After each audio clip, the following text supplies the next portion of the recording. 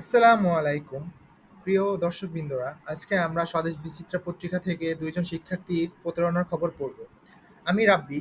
আমি দুইজন শিক্ষার্থীর একজনের বন্ধু ছিলাম বিগত ৪ বছর ধরে, এবং আর একজনের সাথে ১ বছর যাবৎ এই একই প্রতিষ্ঠানে কর্মরত ছিলাম। তাদের মধ্যে শাহেদ আনোয়ার স্বাধীনের সাথে আমার ৪ বছরের মতো বন্ধুত্ব ছিল, এবং অপরজন সামিয়া ইসলাম ফারজানার সাথে আমি একই প্রতিষ্ঠানে ১ বছর যাবৎ কাজ করেছিলাম।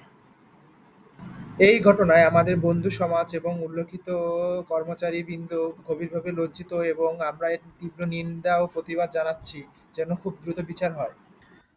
শেখর ইন্টারন্যাশনাল স্কলারশিপ প্রোগ্রামস একটি অলাভজনক সংস্থা যা বাংলাদেশের সুবিধাবঞ্চিত শিক্ষার্থীদের ও পরিবারের পাশে দাঁড়ায়।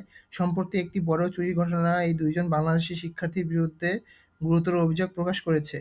স্কলারশিপপ্রাপ্ত দুই শিক্ষার্থী তিতুমীর সরকারি কলেজের স্নাতক শ্রেণীর ছাত্রী সামিয়া ইসলাম ফারজানা এবং আদমজী ক্যান্টনমেন্ট কলেজ স্নাতক শ্রেণীর ছাত্র মোহাম্মদ শাহেদ আনোয়ার স্বাধীন সংস্থাটির বিরুদ্ধে পরিকল্পিতভাবে প্রতারণা করেছে, যারা সংস্থাটির এই সহায়তা পড়ালেখা চালিয়ে এসেছে। এসআইএসপি প্রতিষ্ঠার এম শেখর বলেন, "এই দুইজন শিক্ষার্থী বহিরাগত ছিল না। আমরা তাদের পড়ালেখা ও অন্যান্য আর্থিক সুবিধা দিয়েছি, পরিবারের সদস্যদের মধ্যে রেখেছি।